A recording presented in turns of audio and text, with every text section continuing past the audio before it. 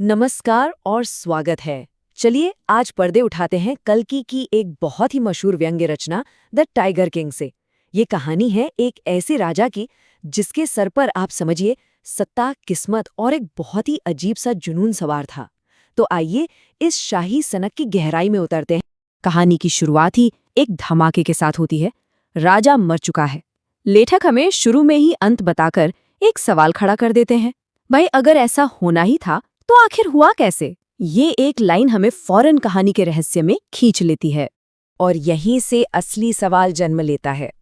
अगर भविष्यवाणी में साफ साफ कहा गया था कि मौत एक बाघ से होगी, तो कहानी में आखिर ऐसा क्या मोड़ आया? यही सवाल पूरी कहानी की नींव है और हमें राजा के इस विडंबना भरे सफर को समझने पर मजबूर कर देता है।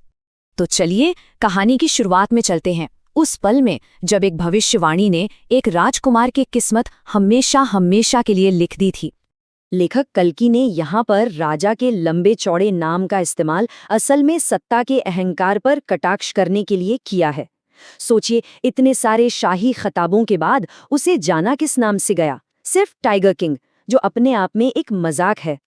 यहीं पर कहानी का सबसे बड़ा लिटरेरी टूल सामने आता है, ड्रामेटिक आयरनी।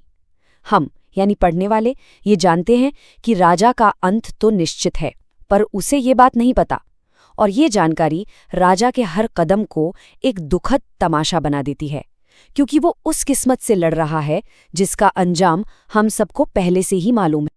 और ये है वो भविष्यवाणी जिसने सब कुछ बदल कर रख दिया। ज्योतिषियों ने कहा कि उसकी मौत एक बाघ से होगी, और कहानी के सबसे अजीब मोड़ में सिर्फ 10 दिन के राजकुमार ने जवाब दिया, बाघों से कहो सावधान रहें। बस इसी एक वाक्य ने उसके जीवन भर के जुनून की आग को जला दिया। अब जरा देखते हैं कि राजा का बचपन कैसे बीता और किस तरह एक औपनिवेशिक परवरिश ने उसके घमंड और जुनून को और भी ज्यादा हवा दी। ये राजा ब्रिटिश औपनिवेशिक संस्कृति की ही एक उपज था। कहने को तो भारतीय राजकुमार था, पर उसकी परवरिश, उसकी सोच, सब कुछ अंग्रेजी था। वो अपनी ही जमीन और अपनी ही प्रजा की हकीकत से कोसों दूर था। राजा के इस जुनून के पीछे ना एक गहरा मनोवैज्ञानिक अहंकार था।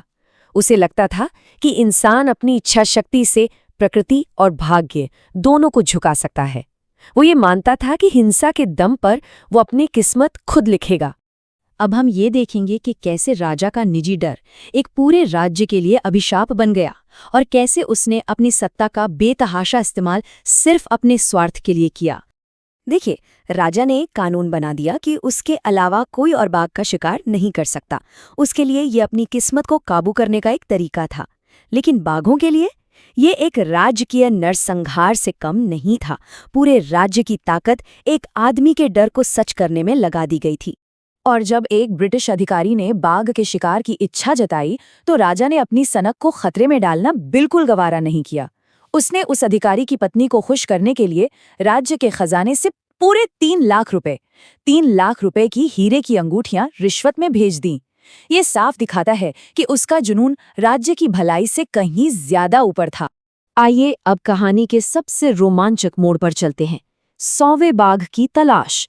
वो बाघ जो या तो राजा को जीवनदान देने वाला था या फिर उसकी मौत का कारण बनने वाला था। जब उसके अपने राज्य में बाघ खत्म हो गए, तो उसने क्या किया? उसने एक ऐसे राज्य की राजकुमारी से शादी कर ली जहां बाघों की भरमार थी। मतलब शादी जैसे पवित्र रिश्ते को भी उसने अपने शिकार के मिशन का एक जरिया बना लिया। और यहाँ आकर कहानी एक मजाक में बदल जाती है।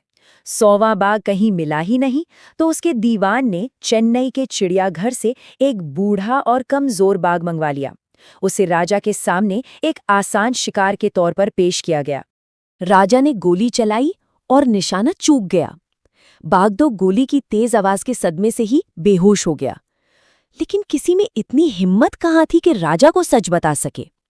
उसने मान लिया कि उसने 100वां बाघ मारकर अपनी किस्मत को हरा दिया है। ये इस कहानी की ड्रामेटिक आयरनी का पीक है। और अब कहानी का आखिरी और सबसे बड़ा व्यंग। देखिए कैसे किस्मत ने अपना बदला लिया, वो भी सबसे अप्रत्याशित तरीके से। राजा की मौत का कारण वो नहीं था जिसकी उसने कभी कल्पना भी की होगी। ये कोई खूंखार असली बाघ बिल्कुल नहीं था, बल्कि ये तो एक मामूली सा खिलौना था, अपने बेटे के जन्मदिन के लिए खरीदा गया एक लकड़ी का बाग जिसे किसी अनाड़ी कारीगर ने बनाया था। और यही है कुदरत का आखिरी मजाक। उस लकड़ी के बाग की एक छोटी सी फांस राजा के हाथ में चुभ गई, इन्फेक्शन फैल गया और महान टाइगर किंग, जिसने 99 असली बाघों को मार गिराया था, एक लकड़ी के खिलौने के हाथों मारा गया। लेखक की ये आखिरी लाइन इस पूरी विडंबना पर मुहर लगा देती है। असली 100वां बाघ कोई जानवर नहीं था, बल्कि राजा के अपने अहंकार का प्रतीक था, एक खिलौना। प्रकृति को बदला लेने के लिए पंजों और दांतों की जरूरत नहीं पड़ी। इंसान का घमंड ही उसे खत्म करने के लिए काफी था। तो आखिर में ये कहानी हमें सिखाती क्या है? चलिए इसके पीछे छिपे गहरे संदेशों को समझते हैं। ये कहानी सिर्फ एक राजा की सनक के बारे में नहीं है। ये असीमित शक्ति के पागलपन पर एक तीखा व्यंग्य है। ये दिखाती है कि प्रकृति के खिलाफ इंसान की जंग कितनी बेमानी है। ये औपनिवेशिक मानसिकता, अंधविश्वास और सबसे बढ़कर पर्यावरण के विनाश पर एक शुरुआती चेतावनी भी है। तो हम आपको इसी एक सवाल के साथ छोड़े जाते हैं। इस पूरी कहानी में असली जानवर कौन था? वो बाघ जो बस जीना चाहते थे, या वो राजा जिसने अपने अहंकार के लिए एक पूरी प्रजाति को ही मिटा दिया? अगर ये चैप्टर एक्सप्लेनेशन पसंद आया हो तो इसे लाइक ज़रूर करें, अपने दोस्तों के साथ शेयर करें और हाँ, ई पाठशाला यूट्यूब चैनल को सब्सक्राइब करना बिल्कुल ना भूलें।